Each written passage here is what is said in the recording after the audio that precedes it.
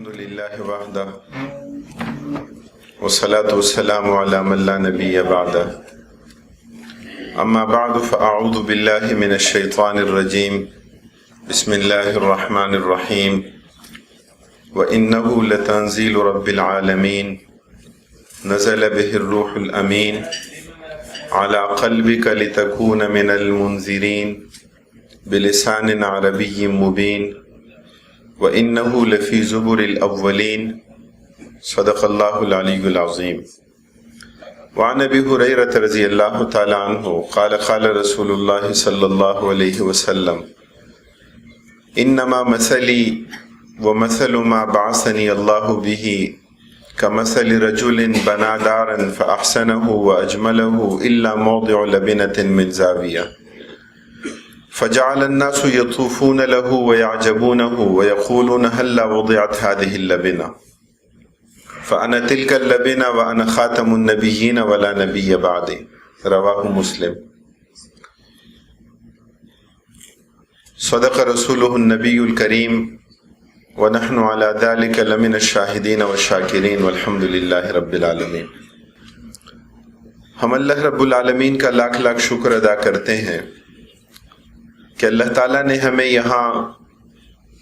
قرآن کریم کے ساتھ تعلق اور نسبت کے حوالے سے جمع فرمایا ہے۔ اس پر اللہ تعالیٰ کا جتنا بھی شکر ادا کیا جائے وہ کم ہے۔ اللہ کے رسول صلی اللہ علیہ وسلم نے اس کی فضیلت بیان فرمائی۔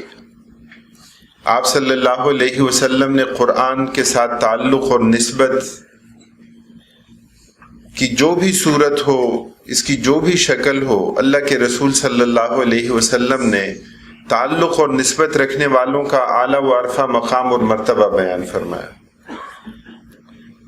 اور وہ ساری روایات اور وہ تمام نصوص ہمارے سامنے ہیں کہ جن میں قرآن کریم کی تلاوت بھی باعث اجر و ثواب ہے، قرآن کریم کی سماعت بھی باعث اجر و ثواب ہے، قرآن کریم پر عمل کرنا، قرآن کریم کی تبلیغ کرنا، قرآن کریم کے ساتھ تعلق اور نسبت کی جو بھی صورت ہو، اللہ رب العالمین اجر و ثواب عطا فرماتے ہیں۔ اللہ کے رسول صلی اللہ علیہ وسلم نے فرمایا من قرأ حرفا من کتاب اللہ فلہ بہ حسنہ والحسنۃ بعشر امثالها، فرمایا کہ جو قرآن کریم کے ایک حرف کی تلاوت کرے تو اللہ رب العالمین تلاوت کرنے والے کو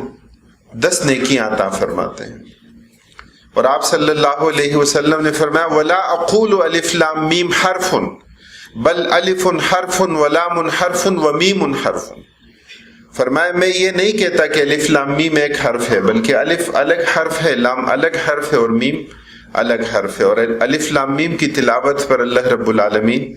تلاوت کرنے والے کو 30 نیکیاں عطا فرماتے ہیں۔ لیکن آگے بڑھنے سے پہلے چند اہم امور کہ جن کی طرف ہم میں سے ہر فرد کی توجہ ہونی چاہیے، یہ میرے لیے بھی ہے اور یہ آپ کے لیے بھی ہے، اور وہ کیا ہے کہ ہم اپنی نیت خالص کر لیں، ہم اپنی نیت کا استحضار کر لیں، ہم ذرا اپنے من کو ٹٹول کے دیکھیں، ہم ذرا اپنا جائزہ لیں کہ کہیں یہاں پہ شرکت محض کسی دوست کی دعوت کے نتیجے میں ہوئی ہے، یا واقعتاً اس کے لیے جذبہ، اس کے لیے محرک، اس کے لیے ایک داعیہ وہ یہی ہے کہ میرے لیے اجر و ثواب ہو، وہ یہی ہے کہ آخرت میں میرے لیے ذخیرہ ہو، وہ یہی ہے کہ نیکی کے جس کی قدر و قیمت شاید اس دنیا میں ہمارے لیے اتنی نہیں ہوتی، کہ جس کا اندازہ ہمیں اس وقت ہوگا کہ جب اس دنیا سے رحلت کر جائیں گے۔ اللہ کے رسول صلی اللہ علیہ وسلم نے اپنی احادیث مبارکہ میں نیکیوں کو آخرت کا وہ ذخیرہ، آخرت کا وہ خزانہ قرار دیا کہ جس سے ہمیں یہ بات معلوم ہوتی ہے کہ نیکیاں کیا ہیں، اصلاً آخرت کی کرنسی ہے، آخرت میں اللہ تعالیٰ کی رضا کا ذریعہ اور سبب ہے، کہ جس کی قدر و قیمت کا ہمیں اندازہ یہاں نہیں ہوتا، اور جس کے لیے کوئی پیمانہ، جس کے لیے حجم یہاں ہم اندازہ اس کا نہیں لگا سکتے، کہ ہم بسا اوقات کسی عمل کو معمولی سمجھتے ہیں، ادنا سمجھتے ہیں، لیکن اللہ تعالیٰ کی نگاہ میں اس کے لیے محرک، اس کے لیے داعیہ جو نیت کار فرما ہوتی ہے، وہ نیت اس عمل کو بڑا بنا دیتی ہے، اور کبھی بہت بڑا کام لیکن اس کی وہ نیت اس کو چھوٹا کر دیتی ہے، اور کبھی یوں بھی ہوتا ہے کہ اس کی وہ نیت اس بڑے کام کو باعث اجر و ثواب نہیں بناتی بلکہ اسے گناہ کا ذریعہ اور سبب بنا دیتی ہے۔ وہ احادیث آپ کے سامنے ہیں کہ جن میں نبی اکرم صلی اللہ علیہ وسلم نے 3 افراد کا تذکرہ کیا کہ اللہ تعالیٰ قیامت کے دن انہیں اپنی نعمتیں گنوائیں گے، اور اللہ تعالیٰ ان سے پوچھیں گے میں نے تمہیں یہ نعمتیں دی تھی، میرے لیے کیا لے کر آئے ہو، کیا عمل کیا ہے؟ اور ان میں وہ بھی ہے کہ جو بظاہر دنیا کی نگاہ میں شہید ہے، وہ بھی ہے کہ جو انفاق فی سبیل اللہ کرنے والا ہے، اور وہ بھی ہے کہ جو عالم ہے، کہ جو اپنے علم کو کی اشاعت کرنے والا، اس کی تبلیغ کرنے والا، اس کو پھیلانے والا۔ تو مجاہد فی سبیل اللہ کہے گا کہ قاتلت فیک حتی استشہدت، کہ میں نے تو قتال کیا آپ کے راستے میں یہاں تک کہ میں شہید ہو گیا۔ اللہ رب العالمین فرمائیں گے انک قد قاتلت لان یقال جریء وقد قیل، قتال تو تم نے اس مقصد کے لیے کیا تھا تاکہ دنیا میں تمہیں جری اور بہادر کہا جائے، اور دنیا میں تمہاری شہرت ہو گئی، دنیا میں تمہارا نام بلند ہوا، آخرت میں کچھ نہیں ہے۔ اس لیے عزیزان گرامی اپنی نیت کو خالص کرنا، اللہ تعالیٰ کی رضا کی نیت کرنا۔ نبی اکرم صلی اللہ علیہ وسلم نے اپنی احادیث مبارکہ میں اس کی تفصیل بیان کی۔ بلا شبہ انما الاعمال بالنیات، اعمال کا دار و مدار نیتوں پر ہے۔ بلا شبہ اللہ کے رسول صلی اللہ علیہ وسلم فرماتے ہیں، صحیح مسلم کی روایت، آپ صلی اللہ علیہ وسلم نے فرمایا من ہم بحسنۃ فلم یعملھا کتبھا اللہ عندہ حسنۃ کاملہ، کہ جو نیکی کا ارادہ کرے اور وہ کام نہ کر سکے، اس کے باوجود اللہ رب العالمین اس کے ارادے پر، اس کی نیت پر اسے اجر و ثواب دیتا ہے، اور جو نیکی کا ارادہ کر لے پھر وہ کام کر لے، اللہ رب العالمین اس کے لیے 10 نیکیاں لکھتے ہیں، اللہ تعالیٰ 70 گناہ تک بڑھا دیتے ہیں، 700 گناہ تک اللہ تعالیٰ بڑھا چڑھا کر اس کا اجر و ثواب لکھ دیتا ہے۔ اور جو گناہ کا ارادہ کرے اور پھر کام نہ کرے گناہ کا، اللہ رب العالمین اس کے نام اعمال میں بھی ایک نیکی لکھ دیتے ہیں کہ اس نے ارادہ تو کیا گناہ کا لیکن اس نے گناہ نہیں کیا۔ اور جو گناہ کا ارادہ بھی کرے اور گناہ کا کام کر بھی لے تو اللہ رب العالمین اس کے نام اعمال میں صرف ایک گناہ لکھتے ہیں، اللہ تعالیٰ اسے 70 اور 700 تک بڑھا چڑھا کر نہیں لکھتے۔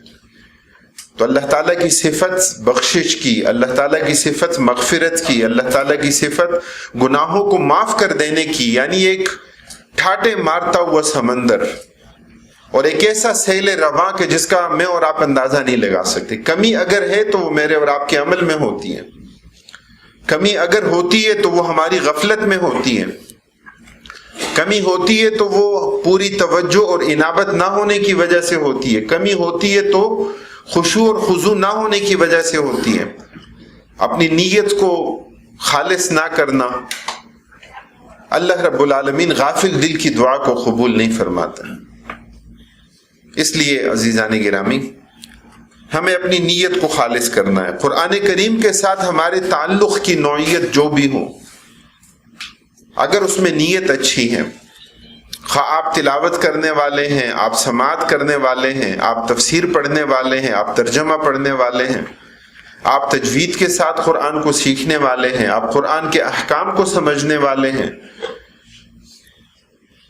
اللہ رب العالمین اس عمل کو، اس سیکھنے کو آپ کے نامہ اعمال میں اجر و ثواب کا ذریعہ اور باعث کر دیں گے۔ اور ساتھ ساتھ یہ احساس بھی رہنا چاہیے کہ نبی اکرم صلی اللہ علیہ وسلم پر قرآن کریم نازل ہوا۔ قرآن کریم کی جو ابتدائی آیات میں نے آپ کے سامنے تلاوت کی، قرآن کریم کے تنزیل ہونے کو بیان کیا گیا کہ قرآن تدریجاً نازل ہونے والی کتاب ہے، یکے بعد دیگرے، مختلف مراحل میں، مختلف اوقات میں،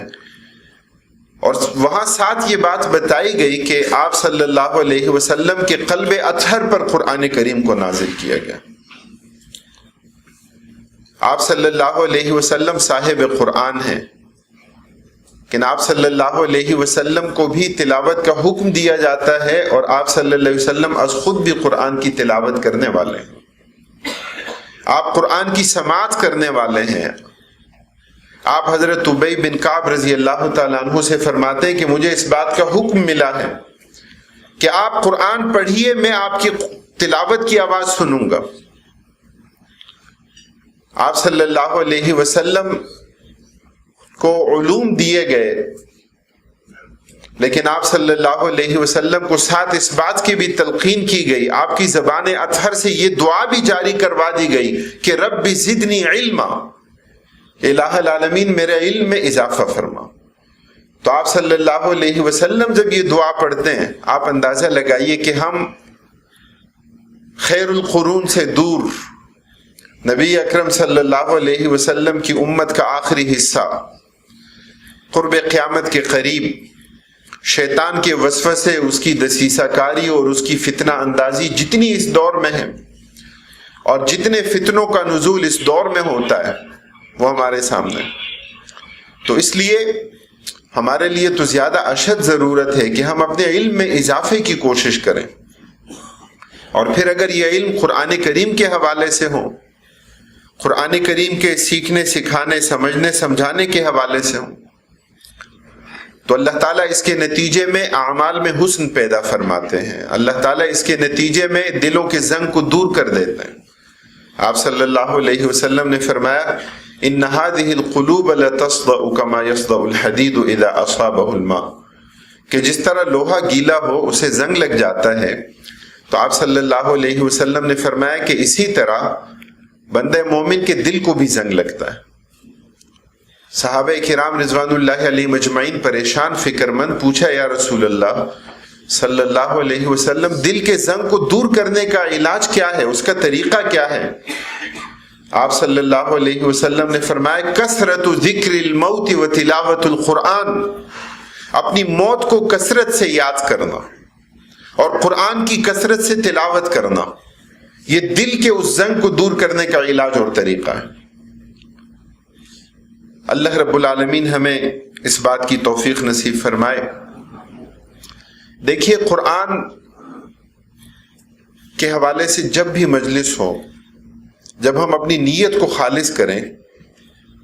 تو یہ بات مستحضر رہنی چاہیے کہ ہمارے پیش نظر کیا ہے۔ شیطان کے وسوسے، ہم اس بات پر یقین رکھتے ہیں، قرآن کریم کی آیات ہمارے سامنے ہیں کہ شیطان نے تو اس بات کا عزم کر رکھا ہے، اور اس نے اعلان کیا، اس نے چیلنج دیا کہ ثم لآتینہم من بین ایدیہم ومن خلفہم وعن ایمانہم وعن شمائلہم، کہا کہ میں ہر طرف سے گمراہ کروں گا، آگے سے آؤں گا، پیچھے سے آؤں گا، دائیں سے آؤں گا، بائیں سے آؤں گا، ہر طرف سے آ کر انسان کو گمراہ کرنے کی میں کوشش کروں گا، اور اس کے لیے مسلسل اقدامات اس کے جاری ہیں۔ علامہ اقبال رحمہ اللہ نے اپنے ایک مصرے میں اس کو بیان کیا کہ حضرت آدم علیہ السلام کی اولاد، ان کی جو فطرت ہے، جو ان کی سرشت میں ہے، جو ان کا مزاج اور ان کی طبیعت ہے، وہ تو وہی ہے جو روز اول سے ہے۔ اگرچہ پیر ہے آدم، جواں ہے لات و منات، لیکن لات اور منات بھیس بدل بدل کر آتے ہیں۔ لات اور منات جدید تہذیب کی صورت میں آتے ہیں، لات اور منات ذرائع ابلاغ کی صورت میں آتے ہیں،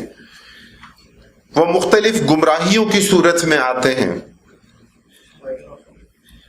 ہم اس بات کا بغور اندازہ لگا سکتے ہیں کہ قابیل نے پہلا قتل کیا حابیل کا، قرآن کریم میں اللہ رب العالمین نے واقعہ ذکر کیا۔ کیا اس بنیاد پر قتل آج ہمارے معاشرے میں نہیں ہے؟ کیا وہ خرابی جو روز اول سے تھی، کیا وہ آج ہماری معاشرت میں اسی طرح موجود نہیں ہے؟ کیا انسان کی فطرت میں، انسان کی سرشت میں، جو اس کی اپنی نیچر ہے، کیا اس میں مفاسد کا ہونا، گمراہی کا ہونا، مختلف اسباب کا ہونا اسی طرح موجود ہے؟ تو قرآن کریم کا مطالعہ، قرآن کے علوم کا مطالعہ ہم کر رہے ہیں اپنی عاقبت سنوارنے کے لیے، اللہ کی رضا کے لیے، ہم اپنے عمل میں بہتری لانے کے لیے، ہم اپنے علم میں اضافے کے لیے، ہم اپنے لیے اجر و ثواب کا ذریعہ اور سبب بنانے کے لیے، یہ ہماری خالص نیت ہے، اس میں ہمارے پیش نظر اور کچھ نہیں ہے۔ قرآن کریم کے ساتھ بھی ہمارے تعلق کی نوعیت ہمارے معاشرے میں اس وقت عجیب سی ہے۔ قرآن کریم میں مختلف علوم و فنون تلاش کیے جاتے ہیں۔ قرآن کریم میں اللہ رب العالمین نے مختلف علوم اور فنون کا اجمالی ذکر کیا، لیکن قرآن تاریخ کی کتاب نہیں ہے، قرآن جغرافیے کی کتاب نہیں ہے، قرآن کریم فلسفے کی کتاب نہیں ہے، قرآن کریم سائنس کی کتاب نہیں ہے، اس لیے کہ یہ علوم وہ ہیں جو کسبی ہیں، یہ علوم وہ ہیں کہ جن میں ایک نظریہ بنتا اور ٹوٹتا ہے، کہ جس سے اختلاف کیا جا سکتا ہے۔ قرآن کریم میں اللہ رب العالمین نے اس کائنات کی بعض ان سچائیوں کو اور ان حقائق کو اجمالاً ضرور ذکر کیا ہے